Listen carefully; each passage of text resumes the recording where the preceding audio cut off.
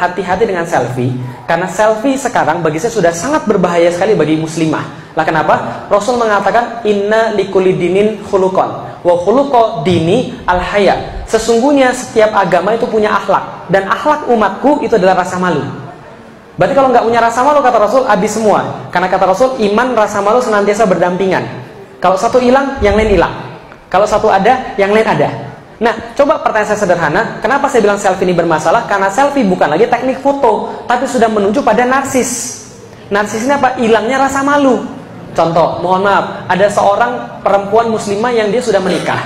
Dia sudah menikah sama suaminya. Dia foto selfie, diunyu-unyuin, gitu kan ya, dimonyong-monyongin, sedih gitu kan ya. Terus apa, gimana gitu kan. Dia sudah punya suami, foto segala macam, 9 kotak kayak begitu. Dari atas supaya kelihatan terang banget, supaya jerawatnya nggak kelihatan gitu kan ya. Setelah kemudian dia selfie seratusan selfie, dia pilih foto-foto selfie-nya yang paling bagus ya, yang paling bagus dia pilih, dia masukin ke kamera 360 pula gitu kan ya, untuk dapat yang lebih bagus lagi, kemudian dia upload. Pertanyaan saya sederhana, apa yang dia inginkan untuk selfie? Oke, kita nggak tahu niat orang, tapi kemungkinan besar bukan untuk suaminya, tapi untuk dilihat sama orang. Dan ketika ada orang komen, subhanallah ukhti, indahnya ciptaan Allah, dia komentar di bawahnya, enggak kok, kamu lebih cantik say gitu kan. Padahal dia masa berbunga-bunga. Oke, ini masalah niatan. Ini masalah niatan. Oke, sekarang saya tanya, pertanyaan saya sederhana. Ketika saya ceramah di depan ibu-ibu sekalian, mungkin nggak ada terbersit dalam diri saya rasa ujub? Bisa jadi iya. Bahkan saya lebih berbahaya daripada ibu-ibu sekalian. Karena orang yang lebih berbahaya ujub adalah yang punya posisi. Orang yang lebih berbahaya riya adalah yang lebih punya banyak followers. Maka karena followers saya di sini yang paling banyak, berarti yang paling berpotensi untuk ujub, riya, takabur justru saya. Tapi ibu-ibu sekalian, itulah tugasnya seorang dai, bernasihat. Saya juga nggak tahu. Suatu waktu saya pernah bikin status di Facebook. Klik enter status. Dalam waktu 15 menit, yang like ada 20.000 orang. Itu nggak semua orang bisa melakukan seperti itu loh. Engage 1 juta orang. Dalam diri saya apa? Muncul, hebat juga Luli, bisa begitu. Apa itu namanya? Ujub. Besok-besok nge-tweet lagi ya, supaya orang dapat riya. Niat itu, kata ulama-ulama Hasan Basri, Ali bin Abu Thalib, itu paling sulit dikendalikan.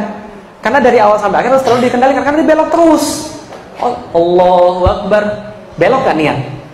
Kunci di mana ya? Tiba-tiba mikir teman, enggak, bismillahirrahmanirrahim, Allah lagi, tapi dia belok-belok lagi. Begitu juga, apalagi orang selfie, sholat aja bisa riya, sholat aja bisa ujub, apalagi orang selfie. Artinya ketika seorang perempuan melakukan itu, yakin suami anda nggak perlu. Dan orang-orang lain ketika itu bisa fitnah. Maka saya bilang sama istri saya, Dek, berkaitan dengan tabaruj, salah satu syarat hijab kan tidak tabaruj. Berkaitan dengan tabaruj, saya bilang sama istri saya, Dek, bajumu di rumah dan di depanku harus lebih bagus daripada bajumu di luar, dan harus lebih mahal daripada bajumu di luar. Lah, tapi kan orang nggak lihat. Justru itu intinya. Kalau orang melihat kamu, lantas kamu merasa tertarik dengan kamu, maka kamu dosa, aku nggak suka, Allah murka. Tapi kalau kamu di depanku, aku menarik bagiku dan membuatku betah di rumah, berarti kamu berpahala, aku suka, Allah pun suka. Bisa dipahami misalnya? Kalau sekarang kebalik, keluar pakai baju bagus betul, di rumah daster lagi.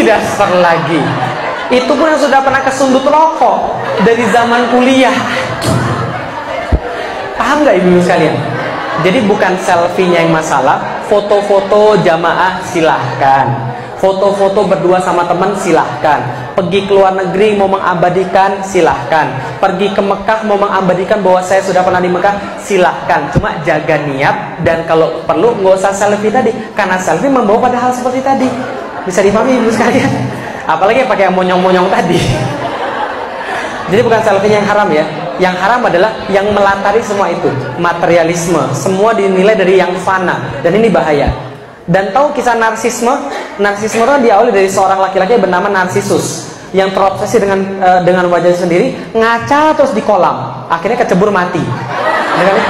Makanya orang selfie yang paling akut mati betul.